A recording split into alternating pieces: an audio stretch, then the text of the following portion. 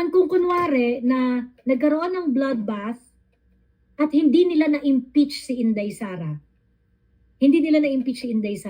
it's gonna be very, very difficult for them to mount another impeachment in 2026.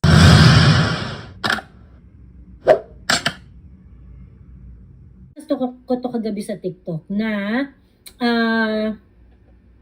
merong tatlong interest groups. Tatlong groups sa impeachment ni Inday na magugutay-gutay natin, ano. So yung first na group is yung mga nasa power. Ayan. Yung interest group is, ito yung mga grupo ng mga tao na nasa kapangyarihan at yung grupo ng mga tao na nag-e-enjoy sa status quo. Okay? Meron silang malaking interest sa impeachment, and for this group, ang interest nila for the impeachment is really to dribble it. Ayan. Kasi ito yung grupo nila Lisa Marcos, Bongbong Marcos, at yung iba pa na nakikinabang sa kapangyarihan ngayon. Ayan. Okay? Yung group 2, okay, yung group 2, ito yung mga grupo na galit talaga kay Inday. Okay? Either galit sila dahil sila yung pinagamitan ng confidential funds ni Inday, or galit sila because nakikita nila si Inday na dapat ay mawala na sa face of Philippine politics. Ayan. Kasi nakikita nila si Inday as sagabal. Okay? So itong group 2, ang interest nito sa impeachment ay dapat mangyari na ang impeachment. Kasi si Inday Sara ay salot sa aming buhay. Ayan. Yan yung group 2. Yan talaga yung gigil na gigil. Ito talaga yung G na G at talagang gusto talaga nila na mabura na si Inday Sara sa mabura na si Inday Sara sa politika. Ayan, okay? Yan yung grupo na yan. The third group na merong interest din sa impeachment trial is of course the Dutertes, okay? Tayo yon, yung si Inday, sila PRRD, yung pamilyang Duterte, yung sumusuporta sa mga Duterte, yung mga kakampi ng Duterte, yung mga allies. Ayan. So, of course, may interest tayo sa impeachment because we do not want Inday Sara to be convicted. Kasi if that's the case, then she would not be able to run as president pagdating ng 2028. Ayan. Okay? Finish what I am saying. Okay, so ngayon, pag nandun ka sa group 1, of course, ang interest mo is pag nandun ka sa BBM Lisa team, nandun ka sa group 1, yung interest mo sa impeachment is gusto mo na magkaroon ng impeachment, pero ayaw mo ng impeachment na ura-urada. Okay? Pag nandun ka sa grupo ni Lisa Marcos at saka ni Bongbong Marcos, ayaw mo ng impeachment na ura-urada. Pag nakikinabang ka sa current na gobyerno ni Bongbong Marcos, ayaw mo ng impeachment na ura-urada. Bakit? Kasi pagka kunwari, na-impeach na si Inday Sara ngayon, lahat na ng baril nakatutok na sa Bongbong Marcos administration. So ngayon, pati kakampi ng mga Bongbong Marcos na yan, ng administration, pati yung mga kakampi ni Bongbong at Lisa, pag-iinitan rin yan. 'Di ba? And they do not want that to happen. Ayaw nila ng ganun.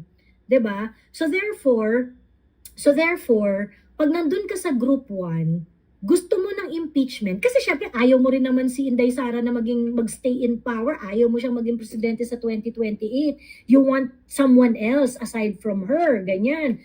At yan ang ibinoboka ng BBM administration. They make it appear na okay sila sa impeachment, they make it appear, parang okay rin sila sa mga dilaw, di ba? Okay rin sila sa mga dilaw para hindi rin sila atakihin.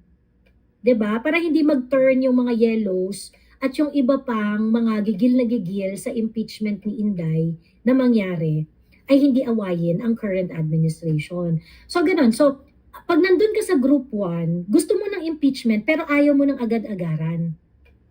Ayaw mo ng agad-agaran. Kung gusto mong i-impeach si Inday, nandun ka sa group 1 at gusto niya i-impeach si Inday, ang optimum sa kanya na time na impeach si Inday is yung towards the end na ng 2020 ng term ni Bongbong Marcos. So 2006 na dapat yan simulan. 'Di ba? 2006 na dapat yan simulan, 2006 or later part of 2006, ganyan. Doon na yan dapat simulan. Para kung sakaling ma-impeach si Inday, konti na lang yung time ng mga yellow pinks na tirahin sila. Mami-minimize yung damage para sa group 1, okay? So yun ang interest ng group 1. Yun ang interest nila Bongbong Marcos. So kaya may nagtatanong nga sa akin, Miss Joey, si Jesus Codere ba kakampi ba natin yan? Kasi bakit niya dinidelay yung impeachment? Bakit ayaw pa niyang mag-convene? Ba't ayaw niyang emerot, ganyan. Hindi natin kakampiyan. Pinapadribble sa kanya ni Lisa at saka ni Bongbong yung bola, kaya dinidelay yung pag-convene ng impeachment. So, it doesn't mean anything positive to us, okay? Sa totoo lang. Kasi meron lang rin silang interest na pinoprotektahan. And their interest is, not to make the impeachment right now, ganon, kasi nga, they want that option to be available in next year or hindi open lang yung option na yan at a later time. So, ang group 1 gusto ng impeachment pero hindi nila gusto ng agaran. Ang group 2 wala itong pakialam sa timeline ng group 1. Wala itong pakialam sa timeline nila Bongbong, okay? Wala itong pakialam sa mga gusto ng ibang tao. Ang gusto lang ng group 2, okay? Ang gusto lang ng group 2 ay mawala si Inday Sara sa face of the earth. Okay? So, ako, ilalagay ko si Martin Romualdez sa group 2. Okay? Ilalagay ko ang mga yellow pinks sa group 2. Okay? Ilalagay ko ang Makabayan Black sa group 2. Ayan. Bakit? Kasi itong mga to, wala silang pake. The earlier na mawala si Inday Sara, the better. And the earlier na mawala si Inday Sara, the earlier they can attack the current administration as well. Diba? So yun. Yun ang storya diyan. So ngayon, kung kunwari ang gagawin ng group 2 is they're going to really use everything in their power para ma-convene ang impeachment court, magkaroon ng paspasang impeachment, or kung hindi matatapos ang impeachment sa 19th Congress, ay ilalaban nila sa pamamaraang legal or whatsoever, kung ano man ang gusto nilang gawin, ay talagang gagawa nila ng paraan para mag-crossover yung impeachment to the 20th Congress. Okay. But right now, it looks like that the group 2 is looking at the paspasan option, okay? Kasi nga naman, kapag kinary over ang impeachment from this moment, from the 19th Congress to the 20th Congress, there would be a lot of constitutional questions that will come with it. And all the effort might be put in naught, diba? Might be put to naught. So, walang mapapala. So, ngayon, kung makikita natin, merong lumabas na listahan, timeline, na nagsasabi na ang impeachment ay mayroong schedule na. Ayan. At yun daw ay allegedly galing kay Tolentino. Ayan. So, ito yung sinasabi na schedule na June 11, magko-convene na ang impeachment court. 11 to 21, magkakaroon ng submission of answer. Okay? Magkakaroon ng reply ng 22. Morning, submission of trial brief, opening statement. 24-25, presentation of evidence ng prosecution. 25, 2 days talaga ba? Ayan, walang tulugan. Ayan, June 27, morning, rebuttal by the prosecution. Afternoon rebuttal by the defense. Oral arguments ng June 28. 1 hour each daw for defense and the prosecution. June 29, closed door meeting of senator judges. And June 30 ang judgment day. Ayan, okay. So I think what Group 2 is trying to do here is they want a paspasang impeachment. They want to avoid complications sa mga legal questions ng crossover ng impeachment trial. Yung 19th Congress na impeachment trial magko-crossover ng 20th Congress. They want to avoid that. So, kaya ang gusto nila ngayon, paspasan. Hindi! Rat-ratin natin to, ganyan. And etong shot na ito ng mga yellow pinks, okay, they are going to be very, very desperate. They are going to be very, very desperate. In fact, ang mga universities na itago na lang natin sa pangalang LaSalle, De La Salle University, at ang iba't iba pang mga HOA at Condominium Association ay pinapadalan na ng schedule. Okay? Ng mga gagawin nilang candle lighting, ng kanilang pa-noise barrage, para daw gawin na ng Senate ang kanilang trabaho at magkaroon na ng impeachment, trial, at para raw i-hold na accountable si Inday Sara Quimembot Plactidudo. Ayan. Ayun.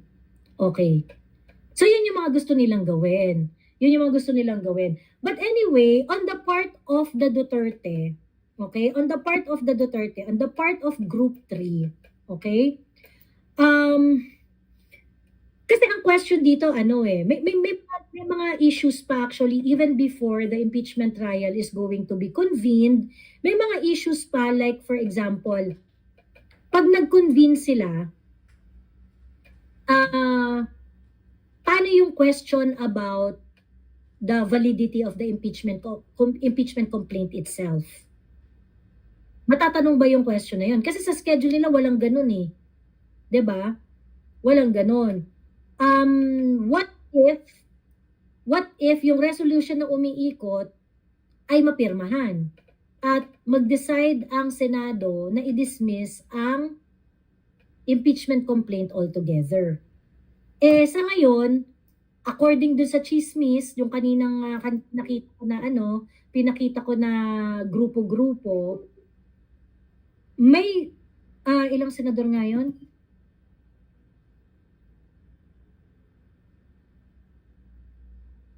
May 6 na senador na solid dismissal ang kanilang boto. Ganon. Merong siyam doon sa convene at meron pang mga no comment na medyo marami-rami pa. Ganon. Ayun. So for this one, all you need to have is majority vote no pagka yun yung napagdesisyonan nila na invalid yung impeachment complaint, hindi na tayo uupo as impeachment court dito, ganyan. So kapag kasi nagkaroon niya ng suporta sa mga senador, later on, sabihin nila, questionin nila sa Supreme Court or whatsoever. But if the Senate is going to decide that the impeachment complaint is valid, hindi na magkakaroon ng impeachment trial ngayong 19th Congress. Diba? Hindi na magkakaroon ng impeachment trial ngayong 19th Congress. So, yun. Okay. Inday is going to win. I would say that Inday is going to win regardless. Kasi kapag kunwari nagkaroon ng impeachment, kunwari yung dismissal ang naging resulta ng botohan ng kampi-kampi sa Senado is i-dismiss yung impeachment complaint, yung impeachment complaint is invalid, ganyan. Pagka yun ang naging desisyon ng mga senador, walang trial, dismiss agad siya. Di walang impeachment trial, walang, di ba, itlog, di ba? Okay. Ngayon, kapag nagkaroon ng impeachment trial, okay, nag-convene ang impeachment court at nagkaroon ng impeachment trial, okay, nagkaroon ng impeachment trial, then, bloodbath ito. Bloodbath ito malala. Diba? Ready si Inday dyan. Ready si Inday dyan. Okay? Ngayon, kung kunwari na nagkaroon ng bloodbath at hindi nila na-impeach si Inday Sara, it's gonna be very, very difficult for them to mount another impeachment in 2026.